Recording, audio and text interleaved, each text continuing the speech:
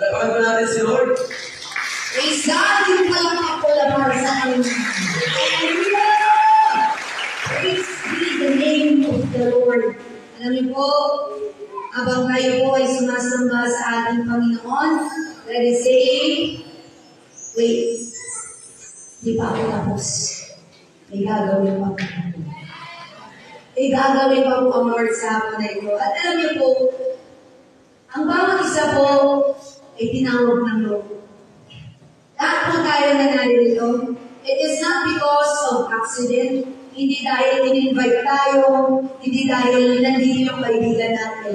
But because God wants us to use mightily. God wants us to be used more than before. At alam niyo po yun, magsisimula po yun kapag tayo po, amen, ay na-revive mismo ang ating mga sarili.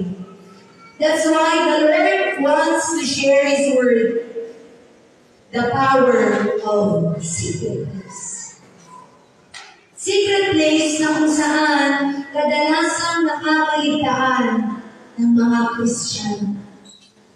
Sad to say, even the leaders in the church.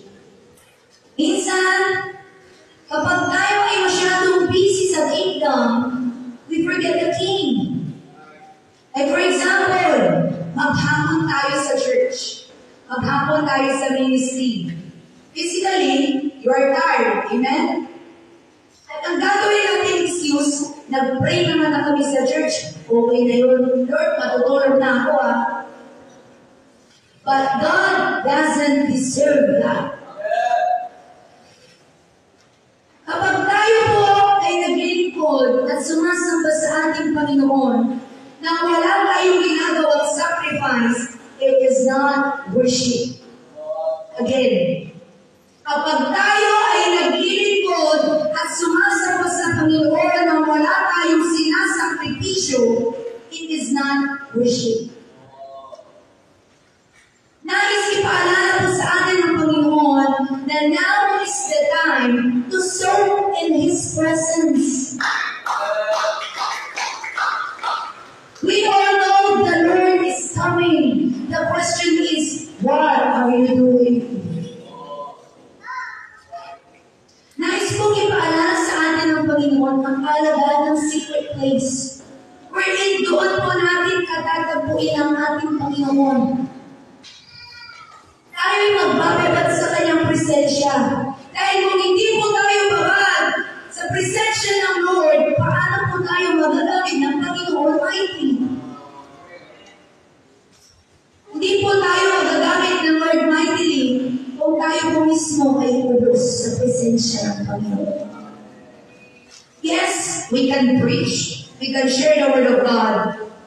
Pero iba, kapag ikaw ay puno at babad ang presensya ng Panginoon.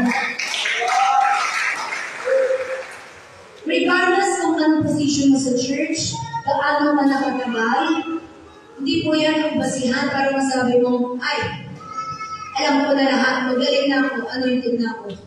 It is measured kung paano ka kauhaw pa rin sa Panginoon kahit nabasa mo na ang Bible over and over. Kung paano ang panalabit ng puso mo, Lord, I want more of you. I want more of your presence. Alam niyo po mga kapatid, that every time na hindi tayo nakakapunta sa ating secret place, hindi natin tinatagpo ang ating Panginoon, that was the time that the pride comes. Why? You stop praying na talagang babad sa Panginoon. You're saying na, ayaw ko na to. Alam ko na yan. Marami na akong ginawang ganyan. Marami na akong preach na ganyan. I mean, it is not about our own skills, our own talents, or even our experiences. It is about Him inside of us.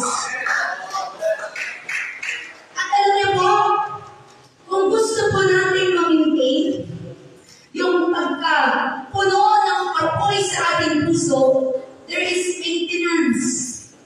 What is it? Secret place. Minsan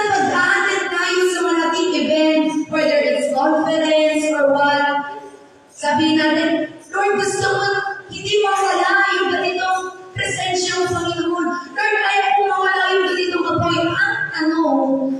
Ang ginagawa mo upang mapanatili ang apoy na ipinagkaloob sa iyo ng Panginoon.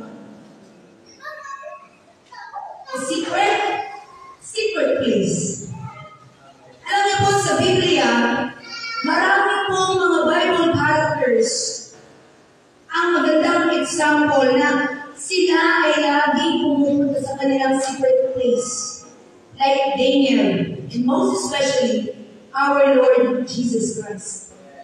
Can you simply imagine, He is already the King of Kings, and yet, He makes effort para makaliig ang Panginoon. Then, sino tayo para hindi hanapin ang Panginoon? Sino tayo para hindi hanapin ang presensya ng Panginoon? Amen. Alam niyo po, ang bawat isa na naririto ay nais kausapin at tatabuin ng Panginoon. Anak, hindi sa kung anong attendance meron ka sa church, ang tinitignan ko. It is kung paano ka kasabik sa akin kahit wala kang kasama. Amen? Praying with our brethren and praying by ourselves is different. Ang mag-worship tayo kasama ang ating mga kapatid at ang mag-worship tayo sa Lord mag-isa natin ay magkaiba. Why? Gusto ang suluhin ng Panginoon. Imagine that. Sino tayo at gusto tayong makalaig ng Panginoon individually. Ganun kasabik ang ating Panginoon. And God wants to tell us na I miss you. Na-miss ko kung paano ka nung una kang nakakilala. Na-miss ko yung pagsamba mo nang on-fire na on-fire ka. Na-miss ko kung paano ka magpuyat para talagang maranasan ang aking presensya. Alam niyo po mga kapatid, ang Lord ay nalulungkot kapag tayo ay nawawalan na ng oras sa Kanya. Yes, He wants us to serve. Yes, gusto niya na gumawa tayo para sa Kanyang kingdom. But God wants to remind na do not neglect your time for me. Alam niyo po mga kapatid, ang rason po kung bakit nais ng Panginoon na ipaalala sa atin ang kahalagahan ng secret place, pananalangin, pagbabasa ng Biblia, pagbabasa sa Kanyang presensya, is because God wants us to be equipped during these days. Bakit po, hindi na po basta-basta ng mga battles. At tayo mga Kristiyano, target tayo ng kaaway. Ngayon, paano tayo mananalo kung ang laman ng isip natin ay puno ng about sa mundo at hindi sa salita ng Panginoon? Paano natin magagawang labanan ang mga ginagawang sanlibutan ng kaaway kung ang puso natin at ang isip natin ay babad na sa mundo? Gusto mo ipaalala sa atin ng Lord na kung anumang bagay ang meron, walang ibang masagutan kundi siya. That's why we need to serve in His presence. And God wants to remind, limitations are what? Hinder us to experience the great presence of the Lord. Inisip ka ng Panginoon, this oras ng gabi. Lord, anong oras? This oras ng gabi, mamaya na lang Lord, pag alising ko. Oo, Lord, ang lawig, nanto pa mo. Excuse. Inisip ka na naman ng Lord. Lord, masakbayin na ang lahat. Inisip ka na naman ng Lord. Ang Lord, mag-review ka po ako kasi may peace mo kami, exam po kami bukas. Those excuses hinders us na dapat ang ating paglilingkod, pananalangin, pagbabasa ng Biblia, ang secret list natin ay hindi natin pababayaan no matter what. Amen? Alam niyo po, ang ating Panginoon, gusto niyang ibuhos ang kanyang potential. Gusto niyang ibuhos. Pero ang tao, daming idols. Idolatry is not just about images and sculptures. Idolatry is something or someone na mas minamahal mo, mas binibigyan mo ng oras kesa sa Panginoon. And do not let your ministry become your idol. Na masyado kang nakafocus sa kingdom, nakalimutan mo na ang rason kung bakit mo ginagawa yun. At kung para kanino mo ginagawa yun. Amen? The Lord wants to talk to us right now individually. God wants to convict us. Anak, kamusta ang pagmamahal mo sa akin? Anak, kamusta ang puso mo para sa akin? Maaaring busy ka sa ministry, pero ang puso mo hindi nakarakonektado sa Panginoon. You are doing it, bakit? Wala kasing ibang gagawa. Ako kasi yung naka-assign. Trabaho ko kasi. So, ipalala sa atin ng Panginoon that He is our first love. Dami natin ginagawa. Gabi sa Bible, sa bagay ang ayaw sa iyo. Nakalimutan mo yung unang pag-ibig. Masyado kang nabisi sa mundo, masyado kang nabisi sa mga gawa.